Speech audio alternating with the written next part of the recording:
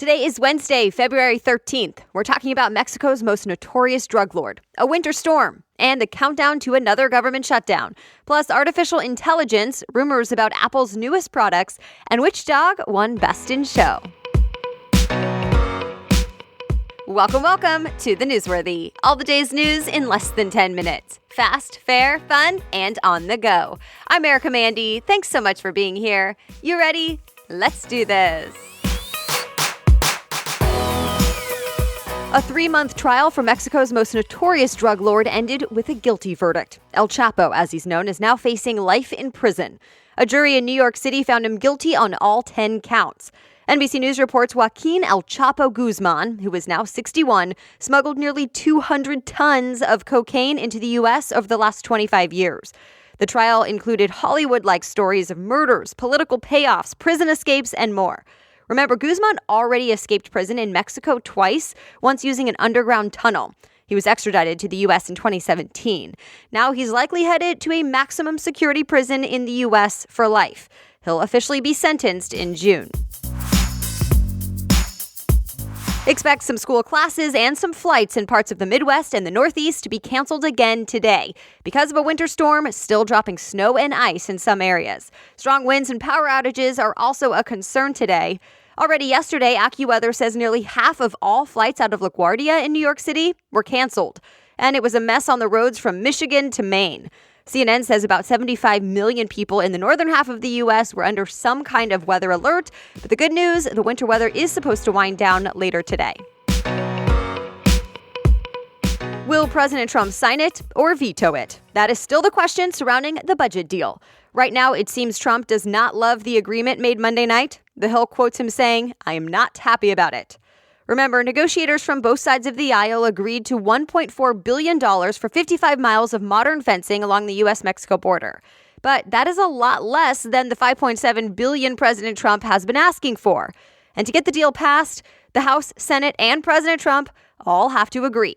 Senate Majority Leader Mitch McConnell, a Republican, is recommending Trump sign the law and find other ways to fund more border barriers. So we'll see. If a deal is not finalized by midnight Friday, another government shutdown begins. The countdown is on. Speaking of government shutdowns, a new report says the IRS has not fully recovered from the last one. You know, the longest shutdown in history.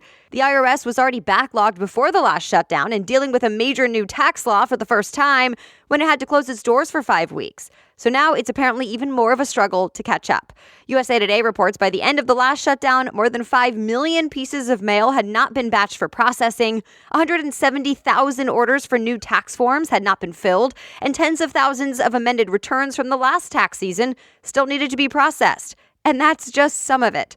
Still, the IRS says it's making do. The agency says it got back to work successfully and is off to a good start for the 2019 filing season.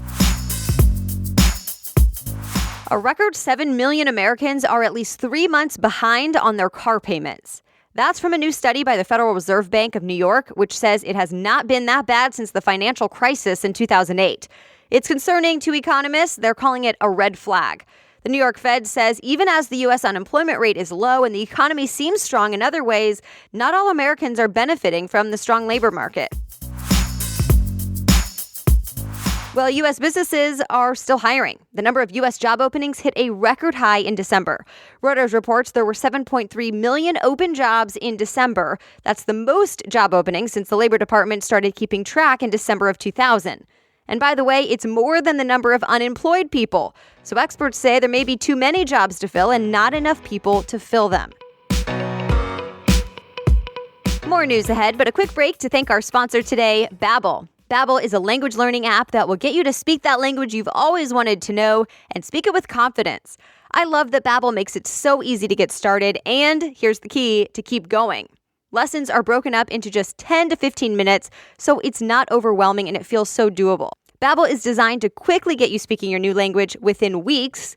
Babbel's teaching method has even been proven effective across multiple studies, and you can learn through interactive dialogues and speech recognition technology, so you can focus on having conversations for when you travel, or you can even choose to perfect your pronunciation and your accent. So give it a try now. Babbel is the #1 selling language learning app in the world for a reason. And right now you can try it for free. Just go to Babbel.com or download the app to try it for free. That's Babbel, Babbel.com, or download the app to try Babbel for free and start speaking that new language with confidence. Now back to the news. So every year, Bill and Melinda Gates write a letter with their insights about the world. And this year, it was all about surprises from 2018. The Gateses say they hope their letter inspires action. Here are a few things on that list. Africa is the youngest continent, with the average age of people living there at only 18. The couple says investing in Africa's youth can help shape a better future for them. Also, at-home DNA tests can help prevent premature birth. Genetic samples submitted to 23andMe were used in research to identify which gene may contribute to early labor, which gives clues about how to prevent it. And there was even a surprise about toilets, that they haven't changed in a century. And while that's fine for rich countries, they don't work well everywhere. So a toilet that does not require a sewer could save millions of lives. The Bill and Melinda Gates Foundation has the largest endowment in the world. Bill Gates is the co-founder of Microsoft and one of the richest people in the world. You can read their entire letter in today's show notes on thenewsworthy.com. Artificial intelligence in the U.S. got a boost this week. President Trump signed an executive order called the American AI Initiative. The Verge reports it calls for the U.S. to create rules for safe testing of new AI technologies and to direct more resources to AI research. But critics say the new order is pretty vague and doesn't have any new funding, while other countries are spending millions or even billions on developing AI. Speaking of artificial intelligence, Forbes reports AI startups had their best year ever in 2018, raising a record $9.3 billion in venture capital. You probably saw prices at Whole Foods going down when Amazon bought the grocery chain in 2017, but now get ready for that grocery bill to go back up.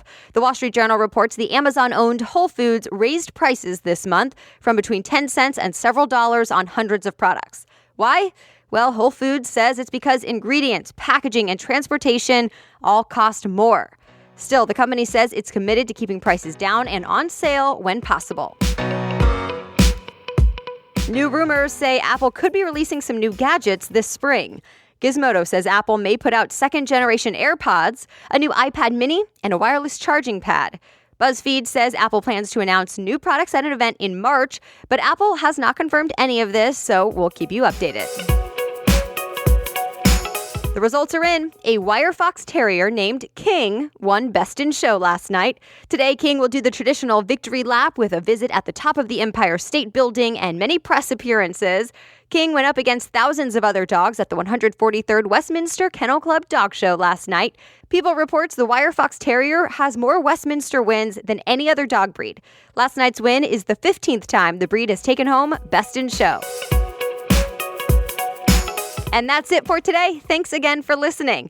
If you'd like to read more about any of the stories we talked about today, just check out today's show notes. Go to thenewsworthy.com, click episodes, and look for today's date. The Newsworthy is ready for you to listen every weekday by 4 in the morning. I'll be back with more news tomorrow. Have a great day.